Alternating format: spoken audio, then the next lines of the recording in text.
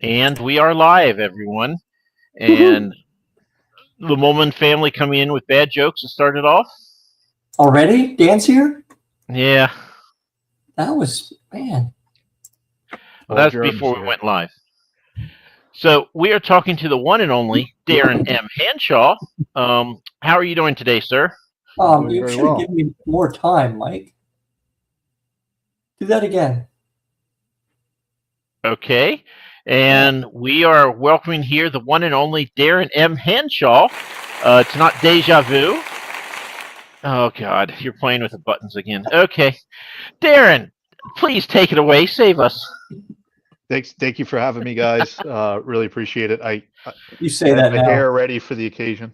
So. Nice. Did you do that just for us? I freshened it up a little bit for you guys. So it's nice. Yeah. I'm well into the balding category, so I very long ago decided to just buzz it all off. I'm getting the. I noticed today that I've got this on this side of my head right here. This kind of working its way up a little bit. So yeah, the big it's coming soon, I think. You won't regret it. It's nice. It's very low maintenance. You're very aerodynamic. Oh, that's what I need. That'll help. We are true to your name now, because actually I just bought the trimmer this Saturday. It came in from Amazon, so I can buzz what little I have left as well. So yep. I don't know. Maybe we'll do a show where Ro and I will race. I was still buzzing it with the old buzzer for a while, and then I just upgraded to one of the ones that you could just sweep around the head. So. Oh, nice. You have done it with like a razor, just kind of. Yeah, I used to just like the barber's razor. I just shaved my head and I'd let it grow in quite a bit, and then recently I found out there's kind of like a facial shaver that you could use on your head, and I was like, okay, let me go there. Yeah, you do it more often, but it doesn't take as long. That's just more of me for my wife to go, you missed a spot. But if you do it enough, people can't tell if you missed a spot because it's about the same length. There we go. Hey, I got a question for you before we even start. The picture in your background, is that you? What here? Yeah. Holding the guy sword. with the lightsaber thing. Oh, this guy. No, he actually looks more like I dedicated this book to, this is Artifacts and Enigmas. So I dedicated this book to my boss, Ed, who unfortunately actually died this past October. He was a mentor, boss, good friend for a very long time. And he got me into Sherlock Holmes, which caused me to write this kind of mystery collection. So I was actually surprised because I didn't really have, I didn't picture him looking too much like my boss, but I had written a description of him. And when the artist actually did the work, it looks a lot like him.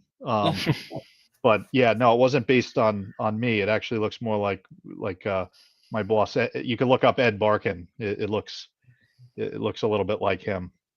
So that's cool. He's the inventor of the handheld laser scanner. So wow, okay. But yeah, he got me into taught me a lot about engineering and got me into sci-fi, a lot of sci-fi books and mysteries. So Sherlock Holmes matters at all. But where did you get your ME degree? Binghamton, New York. Oh, okay. Just north of Pennsylvania. Yeah, right over the border on 81. Right. Yeah. Where are you? Oh, we're down in Virginia, but I'm from Vermont, so I take 81 home. Okay. Yeah. To go see the family. And yeah. It was a nice area to go to school. There's a lot of hiking there. So not a lot else, though. Yeah. that's why I didn't stay there after I graduated, but it was definitely a nice place to spend 4 years. What school is it? Binghamton University. Oh, okay. I had some friends when I graduated high school who went to Clarkson. Okay. And we always made fun of them because of the male to female ratio at Clarkson was pretty much prison. Oh well, what am I to say? So you have books, sir. You should probably show us these books because we'll get off on another tangent. Okay, I do have books in front of me, which I think we're here to talk about. We have 5 people now, so should I go in chronological order? But yeah, what's the first one? Okay, so whatever makes your heart content. You don't need to do that. So Yeah. So the engineer, that was my first one. That one, it took me about 3 years to write that. It's a pretty big tome. If you like chonkers, this is, a book for you. It follows the adventures of an engineer named Actaeon.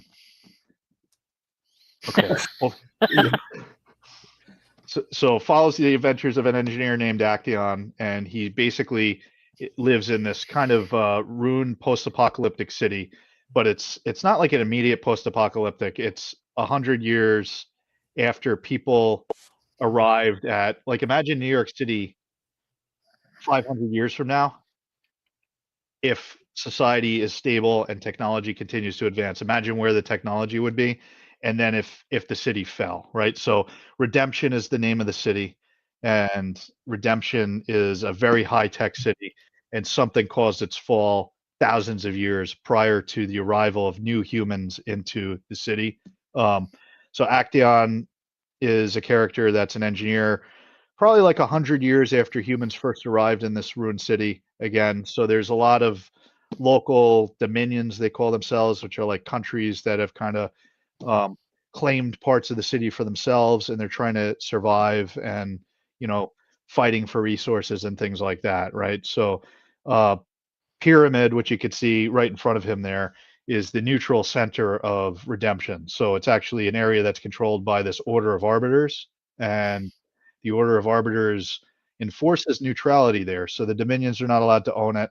They're kind of looking to create an area where all the Dominions can safely meet up and trade, and have talks and discussions, and political agreements are formed there and things like that. So the Dominions do all have like embassies there, so it's almost like a United Nations kind of area, but a lot of people live there too.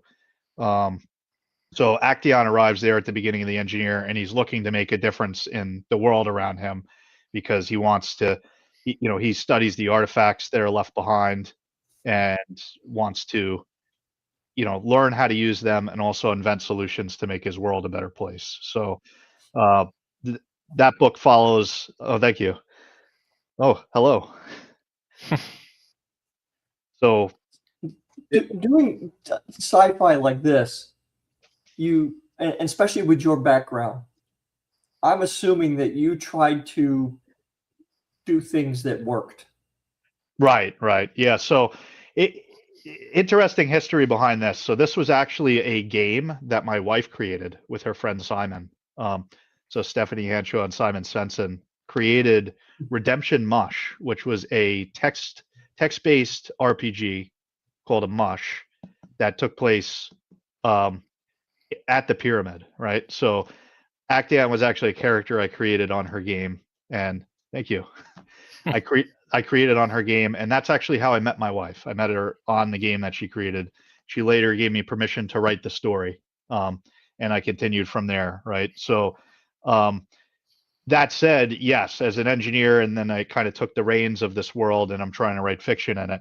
I've tried to take any of the artifacts that Actaeon's working on and think about, A, what are they, and B, how do they work, right? And obviously, you guys know, as science fiction fans, sci-fi is not necessarily feasible, but at least we kind of understand the science that it would take to get there, right? So anything that I include in the books, I kind of understand at least a theory that would make me satisfied that we could achieve that at some point in some way.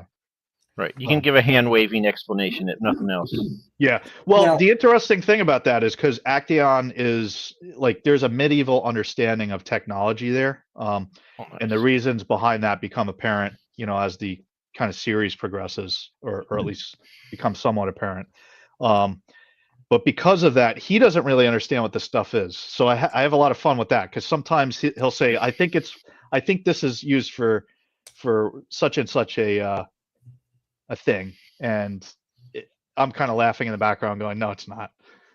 So I like that, and I like a lot of times he'll make assumptions about things that are just not true, or he'll try to explain things and it doesn't really make sense. But when you work in the engineering field, there is quite a bit of that, right? So I think that's a fun thing to include in the book as well. Yeah. for my sci-fi book, I made my main character 17. That way I don't have to have any better understanding than a 17-year-old. That's another way So- to do it. Yeah. So the other way is just, well, they don't understand how anything works. So yeah, with this, it's interesting because since they have such a almost ancient perspective or medieval perspective of how technology works, there's people like Actaeon that are studying it. And then there's other people, like there's a group called the Keepers in the book, and the Keepers are these kind of religious fanatics that feel very strongly that the technology led to the downfall of the ancients, and because of that, they need to destroy it at any cost. So they're 2112 kind of vibe. what's that? Oh, 2112 kind of vibe. Yeah, I haven't seen that, but maybe. But yeah, so they're kind of antagonists to Actaeon throughout the series, and he ends up working closely with some of them too, which is interesting because they get to have philosophical debates about it. Now, I worked in communications for a mechanical engineering department. Okay. And Nice. I know how much engineers love it when people tell them how to do their jobs. So I was looking through some of your reviews on Amazon, and somebody wrote a review, and I think it was this book. And they said, well, it depends how much you like historical accuracy. I was like, oh my God. Yeah. What the hell are they thinking about? Historical accuracy. Good God. In my fictional universe. It's like, Thrill you okay. when you get that kind of stuff, yeah? What my favorite review on this book, though, and it was a good review, actually. I think it was a 5-star review. Somebody wrote a review, and thank you for whoever did it, that I could tell, and it read almost verbatim like this. I could tell, based on the writing, that the author is a woman. But despite that, she did not ruin the narrative. So that was my favorite. That was my favorite one. Oh, that ranks right up there. We're going to have to invite the women's team too. Yeah. Good God. So Darran didn't give it away? Yeah. Well, I mean, if you go to the end of the book, it does have a picture of me. So, Oh, right. Okay, yeah. I mean, you could have looked at away? it. Yeah, a little bit. I can accept that when people see my name because, okay, fair enough. But yeah, geez. And then to double down on it like that, that's amazing. Yeah, I did not ruin the narrative despite being a woman. That's important. Well done, you. I try. Well, welcome to the world of writing. And as much as engineers don't like it when people think they can do their job, everybody thinks they can do our job. So I actually I find, because as an engineer, the best designs come out of designs that are not just my idea. It's all three of our ideas. I've taken the best of that. I've crunched it together. I've created the best possible thing from that, right? So there's a lot of, like, I feel the least comfortable at work when I throw out an idea and then everyone's like, yeah, we really like that. And they say nothing about it. And I'm like, wait a second. Nobody has a comment here. Like, we need to, you need to give me something. Something has to be wrong with this, or something has to be able to be better. So please give that to me. North Korea. Let's hear your opinion. Yeah, and the same thing kind of goes for writing, but writing is much more difficult to get good feedback on, I found. So I love that when, not necessarily even in a review, but sometimes I see some longer reviews that reviewers write that, maybe they'll say, I really love the book, but here's a couple of things that I recommend. I'm not going to go back and rewrite the book. I'm on to my next thing, right? But it really helps when I see some stuff like that, because then I'll take it and I'll try to run with that for the next book. If I agree with it, right? Because you're not going to agree with every criticism. But I do think that having that honest feedback and criticism is really valuable. So I like that. So Darran, just one thing to help you out then. Because I think your books look really cool and I think they look interesting, but I don't read books over 500 pages. Well, I took that feedback because so Darkheart, I didn't get that feedback yet. That's the sequel to The Engineer. I did take some things because I wanted to with this make sure I wrote one chonker and then I wrote another one. And I wanted to make them both standalones. So they are a continuous kind of through line with Actaeon's life and adventures. But if you read The Engineer, I think you'll be satisfied with the self-contained story.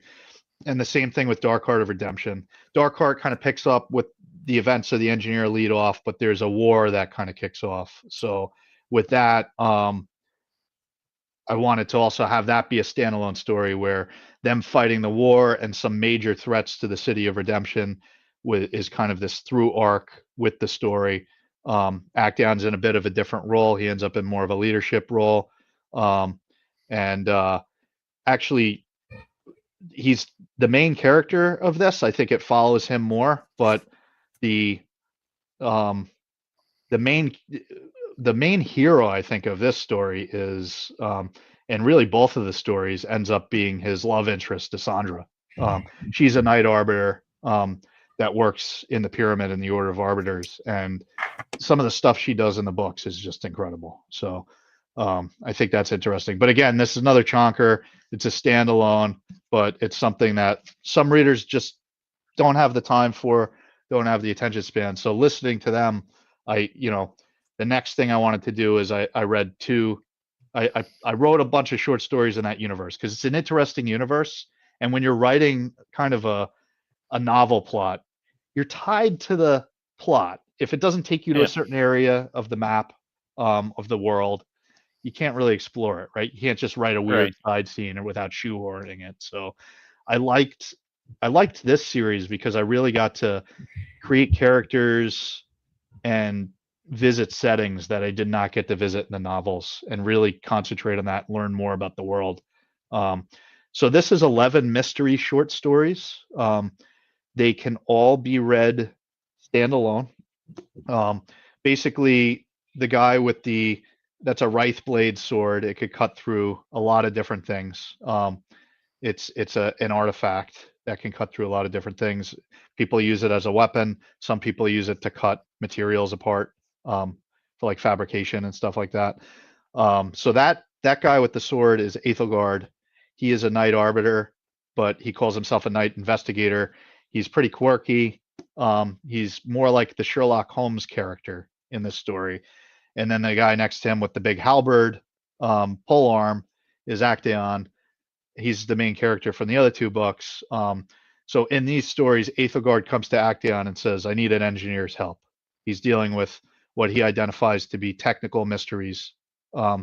He doesn't have the same level of technical understanding that Actaeon has, so he realizes he needs an expert in that field. So the first case that we read about in the books, Aethelgard shows up and says, hey, I need an engineer. And it's kind of a weird thing because Actaeon isn't doing mystery work and investigation. So Actaeon kind of serves as like the Watson for the Sherlock Holmes and Watson stories. But imagine Watson has like the same level of competence as Holmes in an equally pertinent field to the investigation, right? Because Watson was a doctor, but you didn't really use a lot of Watson's doctoring medical science capability in the books, right? In the Sherlock Holmes stories. So with this one, all the stories, Actaeon's technical expertise becomes essential. And I've had a lot of people actually read these short stories cover to cover and say, this is a great novel. So I thought that was an interesting take on it because I wrote these to be standalone short stories, but I guess there's enough of a through line in here that people felt like they saw the character growth across all the mysteries that these guys are solving and the team building that they put in and stuff like that.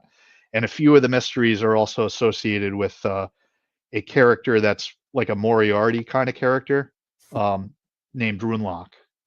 So Runelock is Aethelgard's nemesis, and some of the mysteries they have to solve that he's involved in are more terrifying than some of the other mysteries in the books. So I don't want to give anything away. But yeah, so for those of you that are fans of like MacGyver, Actaeon's kind of like a MacGyver character. and then Ethelgard's more like a Holmes character, Sherlock Holmes. Well, EL must have been too busy writing his own story. So, the pyramid. What's the significance? Yeah, so the pyramid kind of features in all the covers that I have, right? You see it here behind these two. In Dark Yep. Heart of Redemption, it's actually on the back cover. You see it behind the blurb. And then obviously it's on the front of the engineer. So the pyramid is the neutral center of redemption. It's where all of the dominions can meet freely there. It's basically neutral ground. They can discuss things. They can have,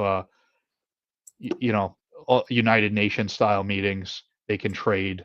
And they're not allowed to attack each other, right? If they're going to attack each other, they got to do that somewhere else. So that's enforced by the Order of the Arbiters, which Knight Investigator Ethelgard is part of them. Okay, EL really is interested in the pyramid. Before we get to the pyramid, you mentioned before that you have kind of in this city, kind of like a religious. Is there a butting of heads between the religious folks and your engineers?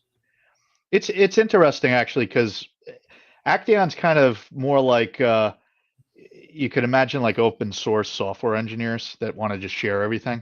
Acteon's more like that, right? And then there's a group called the Lore Sworn, and they're a secretive group. They're studying the technology in a place called Travail. And actually, Travail is on this book cover. There's a pivotal scene that takes place there.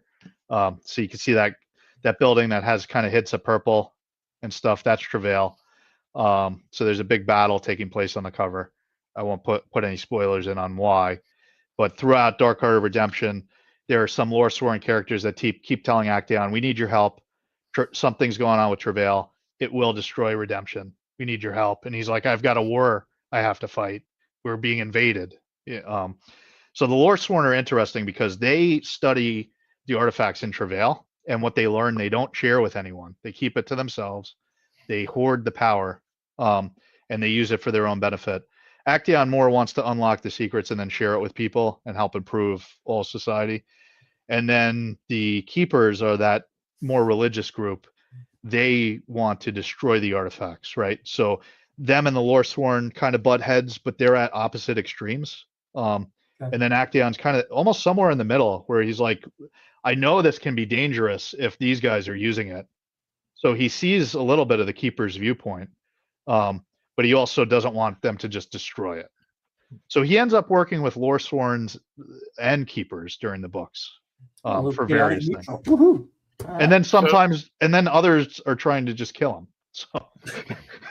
So the Lore-Sworn, do they use microwaves to heat up their water when they make tea? Is that why everyone hates them and is attacking their city? They might, but they would not tell you. Okay. Just throwing something out there why there's this battle going on at the city. This is what my head went to, was they microwave the water for their tea. And so the British are coming. Yep. So, yeah, I actually have a map here. Let me grab the map. We leave out all of that, and you went to boiling water for tea? Yes. I'm sorry, Darran. Yep. Nope. I'll forgive you. And let me make a nice analogy about the Lore-Sworn. So this is basically the city of redemption, right? Yeah. This is a map in every book, but there's this kind of jungle surrounding it. It's in like a very jungle region. It's in a tropical region. So there's a thick jungle around most of the city, and there's a lot of tribes that live in the jungle, and those tribes they're not civilized. So at the beginning of the Dark Heart of Redemption, the tribals actually start invading the city. And they don't know why. They do find out a little bit more later why that happened. But at first, it's just, why are they invading the city? They had invaded in the past to try to steal the resources, but they don't really know what's going on. So Darran, I have a serious question, I promise. So when I look at this, when I look at this cover, I see like hints and whispers of steampunk. Okay. Yeah. Is there steampunk in your story? I know you said it's like medieval ages, so it might be earlier than that, but is there any steampunk sort of vibe to it, like Victorian or? No. I guess so, and I've considered that before, and I'd fall short of saying it's a steampunk novel because with steampunk novels, it's almost like the technology is just an established part of society, and it's a little bit ahead of the time period they're in. With this, it might feel that way sometimes because I guess the guy's wearing goggles, so it looks like that, Right. and then they do use some more advanced technology, especially as the stories kind of progress. They're unlocking more things that they're figuring out how to use. Microwaves. Yeah, like microwaves and ways to heat their tea. So those things are getting unlocked.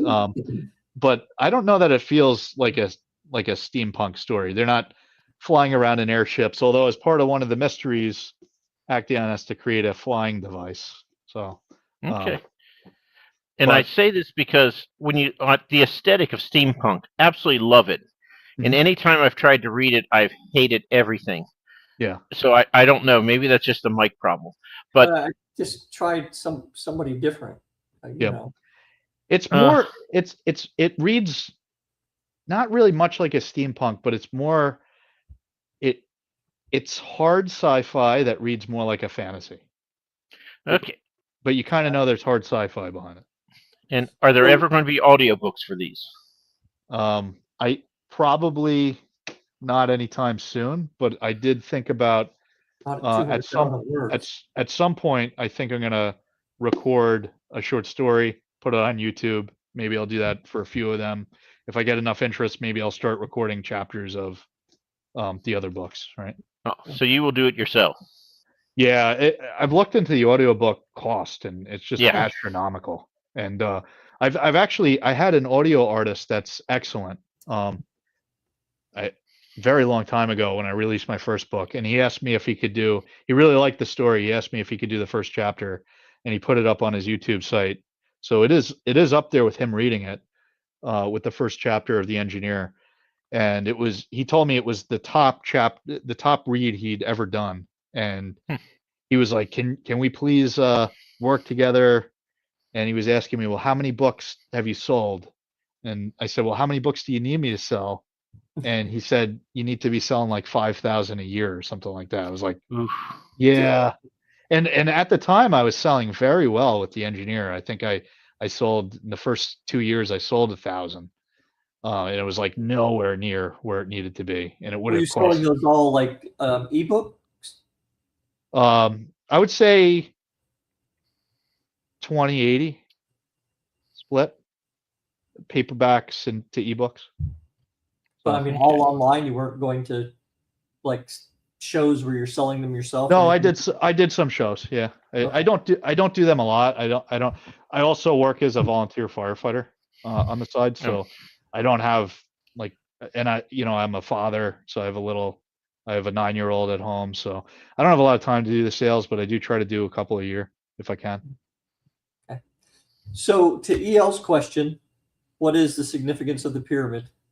Well, I can't really get into the reasons why it's pyramidal shaped, right?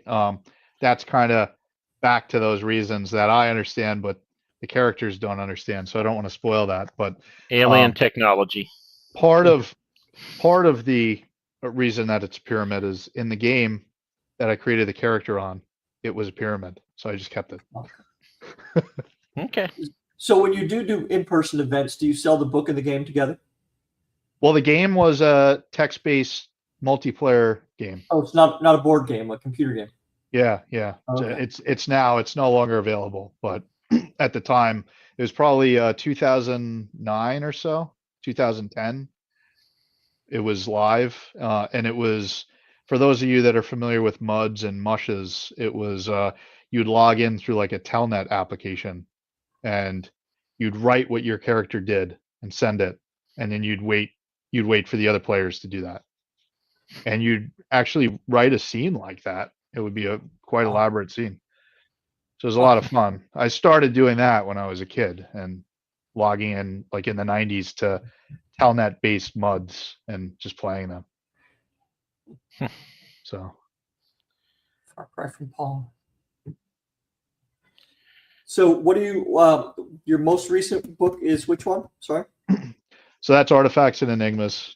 Okay. Again, trying to learn Mike's lesson that some people don't want to read big books. So, okay, you don't have to read big books. This has 11 short stories in a much thinner book. There you go. So, And what are you working on now, Darren? well, I have two things. I've got actually another collection of short stories that it's not mystery related. It's just short stories that took place in Redemption that I really wanted to follow up on or explore more of.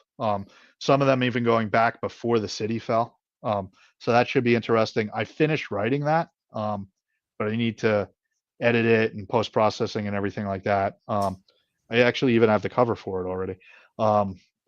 But that I hope to be out with at some point, maybe end of this year or next year. That'll be Tales from Redemption. And then right now, I started writing a third novel in that world. Oh, good. So I have two of them, Dan, and they're both standalone. So if you hate one of them, you don't have to read the second one. So, and then, so as far as what I'm working on now, I kind of tabled that third novel idea because my friend and mentor died, who this book was based on, and there was a lot of him in this book. And I wanted to write a kind of a sequel to these short stories. So I started writing a novella to these short stories to explore these two characters and their adventures a little bit more, and see where that takes it. So I pushed that forward. I usually don't like doing stuff like that, but I just, because of the loss of my friend, I really wanted to explore that more. Yep. So how did someone who's an engineer and a fireman and have, a dad and how'd you get into writing fiction? I've kind of always wanted to do it. And when I look at like what's related to all those things, a lot of it is creativity, which I really like. And as an engineer, I have to invent solutions to problems. Obviously, we know books are creative, right? And it's interesting because I found when I published my first book, the product release time frame and cycle, the product life cycle, is very similar to a book publishing process. Like when you're creating a concept design, it's almost like outlining a book, and then writing it is like the detailed design. And then you send it to readers and see what they think. That's almost like it's like the testing phase. You see what happens, and you're ironing out the problems. That's editing, right? So there's a lot of very similar things to those processes. And then even firefighting, it's one of the things that always attracted me to it is no emergency is the same. So you get on scene and you don't know what to do because every emergency is slightly different, but you got your box of tools with you and you have to use those to mitigate the emergency or else a person's going to die. So there's a little bit of time pressure on that, which is, I guess, exciting and fun to be able to think of those solutions on the fly. And that's another thing I kind of take with this character Actaeon too, is I really like to put him in dangerous situations, like almost like MacGyver would be in, life or death situations. And he has to, with the stuff I know he has on him and the stuff that might be around him, he has to figure out his way out of it and engineer a solution. So most characters would fight their way out of, difficult situations, but he'll engineer a solution out, which is a lot of fun. So I guess, does that answer your question? Yeah, I mean, I could see where that would be fun to read. I don't know how much fun that would be to write. Yeah. But I mean, for you, I guess it would be a lot of fun to write. I'm assuming that you're a bit of a plotter then when you sit down to write. I'll be a plotter, and I'll definitely write the plot out, but also not completely 100% know where it's going. So I'm a little bit of a mix. I would say I have the outline, and then I could check the outline, and I don't, like when I sit down to write, I only write once a week. So I sit down to write, I'm writing something.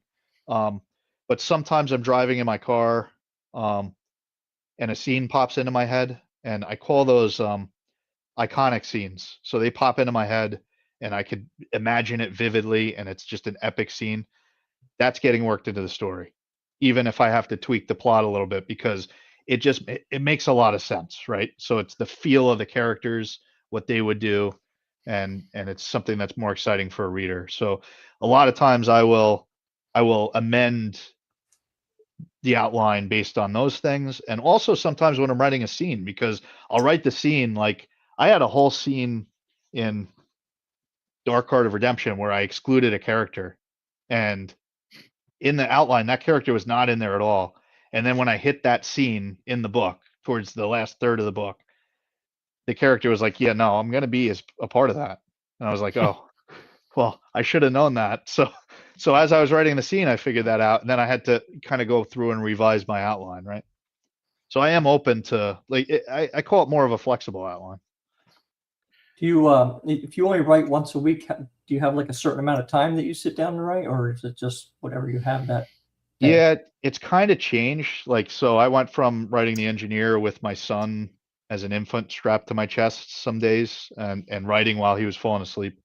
And I've gone all the way from that. Now the best time for me to write without distraction is late at night. So I'll wait till my son's asleep and everything, and I'll try to write 3 or 4 hours one night a week and just crank out as much as I can.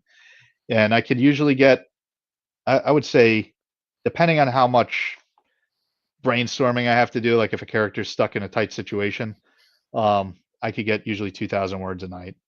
So eventually I'll have a book. Right. Go ahead, Mike. Oh, so I was just going to say, Actaeon, since he likes, new situations and getting out of there, I think he needs to go to the Bulb Dome, Yeah, we can do that. which we haven't done in a long time, but we're doing it for you, Darran. What's the Bald Dome? So we're going to take one of your characters, and I. One man leave. What's that? I'm thinking Thunderdome. No, not quite that fun. So we're going to take one of your characters. They're going to be magically transported to an alternative universe, and because some authors really fret this, it's not canon to your story. So if they die, that doesn't mean you have to stop writing. But they're going to go to this other world.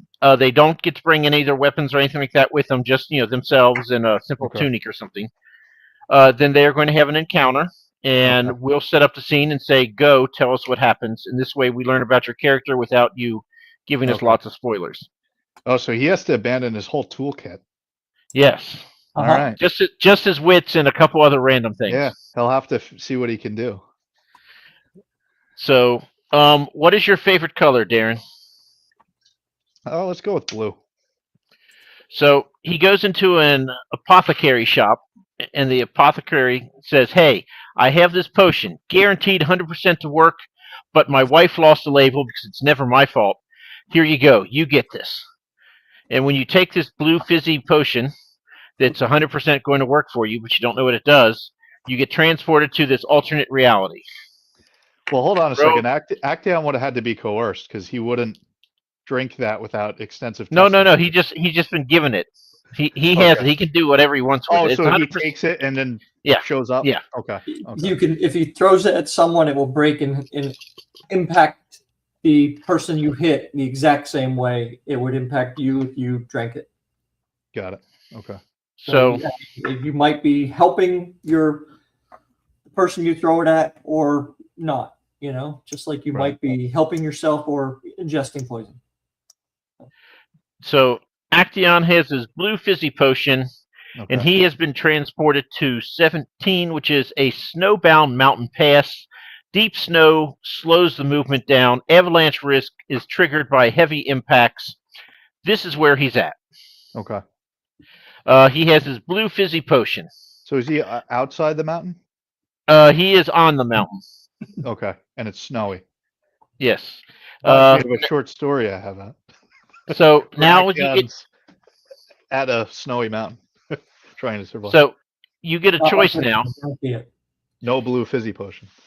Your snowy mountain didn't have Mike rolling dice. Yeah. Yeah, I heard number 17. I'm like, uh-oh. So now this is he gets a choice here. He can use a common item and he will face like a common animal, or he can choose a weapon and he'll face more of a fantasy creature. Which does he choose? You don't get to know what your encounter is but you do get to pick. Do I get to pick an item?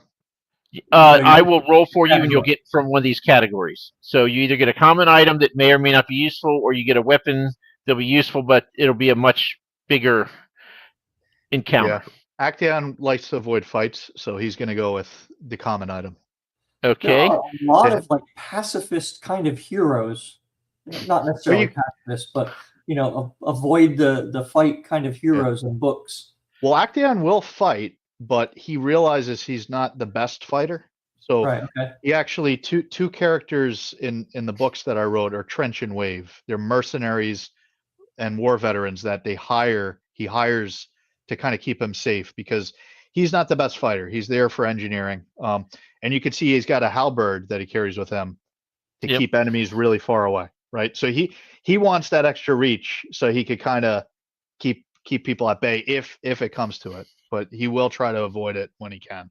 Self-awareness is a tool all its own, so that's good. Yep. So I've been wanting this to happen for the year and a half we've been doing this, and we never rolled this one before. Oh, no. So the common item that Actaeon has is a 20-pound cheese wheel. Oh, okay. I have a short story about that in Tales of Redemption. Seriously? Yeah.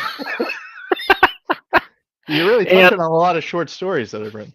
And if you have this one, we're just not going to believe you. It is fantasy, though. So on this big mountain pass, snowy mountain pass with the 20-pound cheese wheel and the blue fizzy potion, he encounters a Komodo dragon, because of course he does. Okay. I'm Mike. I'm sorry. I'm more interested in his story that involves a cheese wheel of any significance. Yeah. Well, I am too. So I mentioned my mercenaries, Trench and Wave, right? So they're feature in the Engineer and Dark Heart of Redemption, and they're kind of comic relief for the stories, because Wave is kind of this suave ladies' man duelist that carries a rapier and can do flips around and really take advantage of people's weak spots and everything. Trench is a giant 7-foot tall guy with a scar across his face that it carries a sledgehammer. And these two work together as like a team, a team of mercenaries, because they're good friends, and they are constantly making fun of each other the whole time. And so a lot of readers actually love just these two guys bantering back and forth more than they like Actaeon or any of the other characters. They're just like, give me more Trench and Wave. So I have a whole like prequel novel with Trench and Wave, but I wrote a totally foreign concept. That's a fair criticism. Yep. Actually. Well, some of us, we write fantasy, so we can fantasize about something. So I wrote a prequel story about Trench and Wave, where they're kind of down on luck, they're not getting work, and they find a merchant that hires them to guard him, and the merchant ends up kind of coming up with a shady agreement to steal cheese from people. And it leads to lots of mayhem and shenanigans for the two of them. Nice. So they have to now keep the merchant safe or decide whether they want to still guard this merchant despite the grave personal risk of the cheese. So well, let's hope this works out. Cheese wheels get thrown. Okay. So the biggest question, which I'll let you actually solve, Darran, is what type of cheese is this cheese wheel? Is it Limburger? Is it cheddar? What is it? You can choose this one. I like a cheese that will have just some natural mold on it. Okay. It's moldy cheese. Yeah, moldy cheese. We'll just go with that. That'll help me with my blue fizzy potion. Or help Actaeon. Okay, so you got your moldy cheese wheel. You got your blue potion. You're in the mountain pass, like of Karathras, from Lord of the Rings, and of course you find a Komodo dragon there in your way. What does Actaeon do? And I will warn you, you can tell us what he does, and you can tell the whole story yourself, or you can say, I don't know, would he be successful if he does that? In which case I will roll. I will probably roll under an 8, and it will probably fail. But, so if you ask, does this work or not, then we will roll for it, and I will probably roll. I have to actually put the camera down because no one believes I roll as bad as I do. Yeah. So you've been warned. So use us if you want, or just tell us the story yourself. But It's Actaeon as cheese wheel and the Komodo dragon on the mountain Now, pass. you're saying a mountain pass. Actaeon's going to think, well, there's a Komodo dragon in that direction. Any reason he can't go in the other direction? Is he heading somewhere? You tell us, but the Komodo dragon will be going downhill and probably be able to catch him if he, the Okay, Komodo so it's dragon's above him. It's headed towards Actaeon. Okay. Actaeon's going up the pass. The Komodo dragon is up higher than Actaeon is. Okay. So first Actaeon's going to look around for a high spot because that's what you do when a Komodo dragon's coming down your path. So you have a little bit more time to deal with something. He doesn't know a Komodo dragon, so he's not going to approach it. And he wants to know what the blue fizzy potion is because that could come in handy. So he's going to go see if he can find a rocky outcropping nearby. I don't know if you want to roll for his chances of finding the rocky outcropping. He's on a mountain. Okay, he'll find it. So he finds one. So he's going to crawl up that. That'll give him some time to deal with the Komodo dragon, hopefully. And he's going to use some of the rock to just shave off a little bit of the mold from the cheese. And he's gonna open up that blue fizzy potion, and he's just gonna pour out just one drop onto that mold. It's another living being. He would like to see what it does to a living being, being the mold. The mold is no longer there. At least you can't see it. It's just gone. Okay. He's going to touch where the mold was and taste it to his tongue to see. Okay, he can taste the mold. Oh, interesting. Okay. So then he's going to figure maybe this turns me invisible.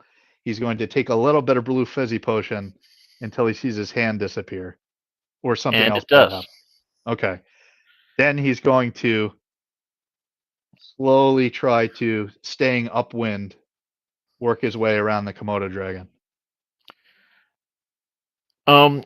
It is a well-known fact that Komodo dragons love cheese. So when he gets past the Komodo dragon and notices following him, he's now uphill because he's gotten his way around it. He is going to cheese roll the cheese toward the Komodo dragon, hopefully hitting it. But even if it hits him, even if it doesn't hit him, hopefully it chases.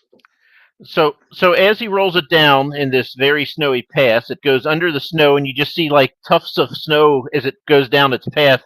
Komodo dragon is like, and it just gets hit right in the face with this cheese. You're not even going to roll for that? No, because the vision came in my head. This is like microwavable tea. It just came to me, so we're going with it. It's an iconic scene. You have to, you have to write it that way. Yeah. And so the Komodo dragon gets up and he flicks his tongue and hits the cheese, and he is all about that cheese. All right. So he is going to try to devour that whole cheese. Hopefully he didn't want it. Yeah. So the dragon is noshing on a cheese wheel. Yeah, a moldy cheese wheel on a mountain pass that's filled with snow. And what is Darran's guy doing? So what is Actaeon? Actaeon, I think, will consider for a moment befriending the Komodo dragon, and if that's possible, and then he'll decide the risk probably outweighs the benefit, so he's going to continue on up the mountain path looking for shelter. Okay. How long will it take a Komodo dragon to eat 20 pounds of cheese? It's a hard cheese, so, I don't know. Komodo dragon eats buffalo, so, Oh, yeah, but they also let them, die, and then they eat the decayed flesh, so, it's not as hard as a cheese wheel. How fast are Komodo dragons? They can be pretty fast. Killing large prey, including water buffalo, deer, and occasionally people. Land speed of a Komodo dragon. Run up 30 miles an hour. Okay. So Actaeon is not outrunning that guy. No. They can be up to 10 feet long and 150 pounds. I have 13 miles per hour in short bursts. You got to read EL's comment. Lactose intolerance on a Komodo dragon will be, yes, that will be grim. It will really ruin the pure white landscape. That's another reason why Actaeon made the right decision continuing along. Okay, well, that was oddly successful. What the hell? And it didn't result in a battle of ones or, Yeah. befriending the animal and having tea with it or whatever. So, Yeah. huzzah. We did have one where the guy and the monster, they kept attacking each other. They kept missing, and after 3 misses each, they sat down and had tea. It just said it wasn't worth it. Yeah. Darran, you don't have a website, right? No, not yet. No. Okay, so you can Google Darran. Yep. And you can find him on Amazon and Goodreads and X. What's your X handle? Engineer 7601. I want to write that over here. 760. Yeah. I have a Facebook page too. So you can follow me on Facebook I think it's facebook.me /Acteon Relios. I'll put it in so you can cut and paste it. So, what is the next? You probably told us, but I'm old and forgetful. What is your next book, and when is it coming out? Do you know? So it's a standalone. I started writing it as a novella. Yep. A standalone sequel to These Mysteries. So it's another mystery that these two guys are going to solve. Again, involving their nemesis Runelock, who's kind of this terrifying cross between either you MacGyver fans? I'm aware of it. Do you remember it from? There was a guy that he would capture MacGyver and try to kill him in an elaborate trap. His name was Murdoch. So Runelock is kind of a combination of Murdoch and Moriarty, right? So they're gonna have a epic mystery with Runelock that they're gonna have to solve. So I'm nearing the 1/3 point of that. And I thought it was going to be a novella, but it looks like it's probably just going to be a normal length novel and not one of my chonkers. So how many words do you have written so far? I just hit 23 or something like that, 23,000. So like 75 or so when you're finished, you think? A Mike-sized book? Yeah. There you go. I think so. A respectable size book, yes. Yep. Although, Ro, I will tell you, this one is only 150 pages. All right. Okay. So this is our thing. I have to show my book at least once. How many words is that, Mike? 29,000. Okay. And I will tell you, because I go to Comic-Cons, and I was like, you know what? I'm going to pretend it's a real book and not just a novella. Yeah, why not? And I tell people, I'm like, this is a short read. You can finish this in an afternoon, and it is my bestseller. They will pay $30 for this stupid hardback that is that thin, because you're selling an experience, and if you go to an 1.5-hour movie or a 3-hour movie, you pay the same price. Yep. So unlike your mother, who thinks that the bigger the book, the better value it is. Well, I found a lot of readers like that too. They're like, listen, if I like the book, I want to live there for a while, so give me a long one. So I do have a lot of readers that have enjoyed that, but that's what book 2 through 6 are for. Yeah. See if you get into it first. But that's the nice thing. I'm hoping with some short stories out, if you like my writing and my characters, you can get some more, right? So, but you don't have to commit. So are these stories that you can read to your son at night? Some of them I have. Some of them are a bit more violent. So it depends. He's 9 right now. So I have read some of them to him. And in particular, I have in A Tales of Redemption, I have a short story with Acteon's daughter in it, years after the books. And I read that short story to him, and he really enjoyed it. So nice. So that's been pretty cool that I could share that with him. It's also good because people always ask, whether they're buying gifts for nieces or nephews or something. It's like, is this okay for kids? So I've had a lot of people, especially at like the sales that I have at fairs, and they're like, my son's really into sci-fi. Is it okay for him? He's 10. And I'm like, I was reading stuff like this at 10, but there's a lot of adult situations in this. And they're like, and then they come back later and they're like, I'm gonna give it a try. And I'm like, oh, okay. I always default to, have they seen Deadpool? Yeah. Right? And they always go, oh yeah. It's like, well, if they've seen Deadpool, this is fine. You know. Yeah. I haven't watched it yet. I You've should not seen watch it. Deadpool? No, not yet. All right. I've seen Deadpool. You've seen it, Mike? I have. Holy hell, Darren, you've got to see it now. Was there more than one? There's like 3 now. Yeah. Oh, I saw one of them. I got to find the right one then. I got to find the first one, I guess. Yeah, you got to find the first one, absolutely. But the other 2 are fine as well. But yeah, you definitely got to find the first one. Yeah, that's a good idea though, is to find a similar thing that everybody would know, and Well, that's true, EL. I don't remember my parents ever reading to me either. So. Well, I remember I was 10, I think, and I read Jurassic Park. Because I saw my mom was reading Jurassic Park, and I was like, that seems really cool. It's got science and dinosaurs and stuff. And she was like, you can't read this. And I was like, I'd like to read it. I think I snuck it into my room and I was reading it at night. And I was like halfway through it. And she was like, you weren't supposed to read that book. And I was like, well, I'm reading it, You took my Playboy. What's left? Yeah. And it was fairly violent with the dinosaurs, right? So yeah, absolutely. So my uncle moment. My brother came to visit me here in Virginia with my nephews when they were 7 and 4. And I'm like, here's a show you'll love, Jurassic Park. And I put it on, and the whole time I'm like, this is where Timmy gets eaten. Yeah.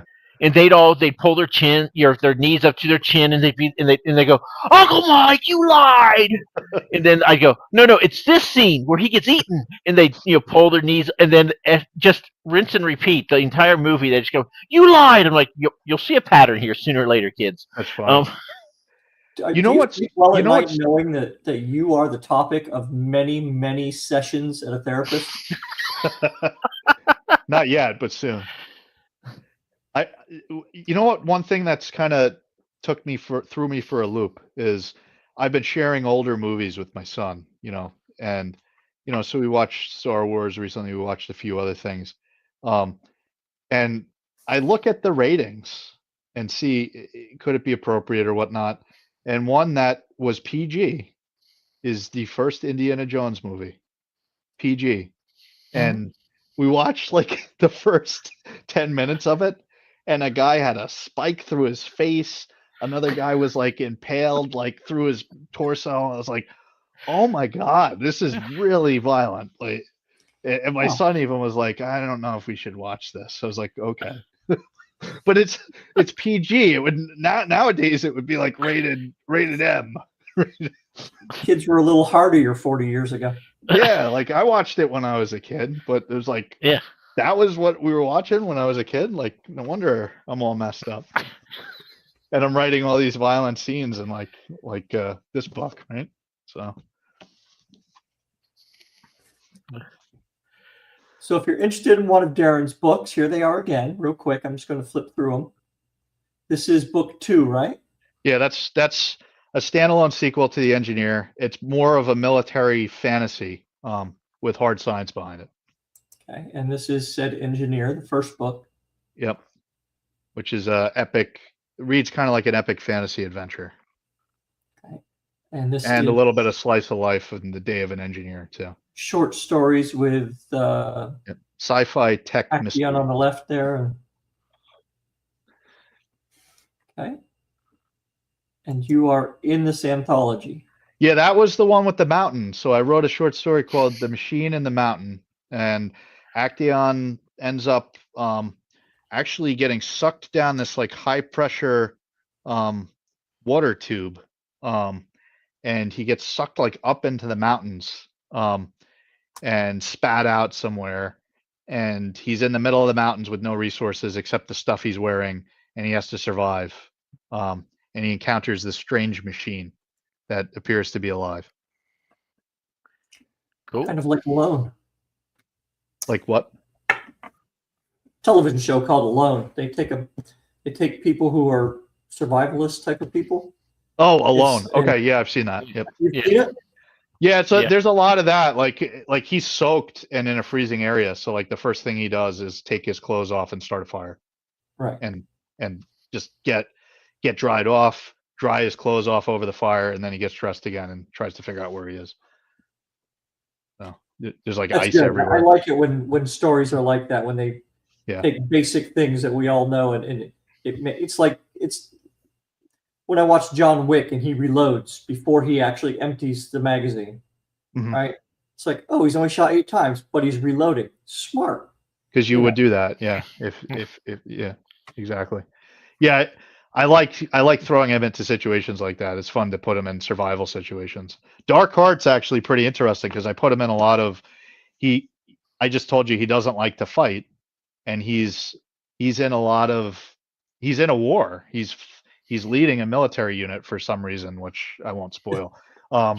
And Trench and Wave, his mercenary friends, are helping him a lot because they're war veterans, so they're giving him a lot of advice.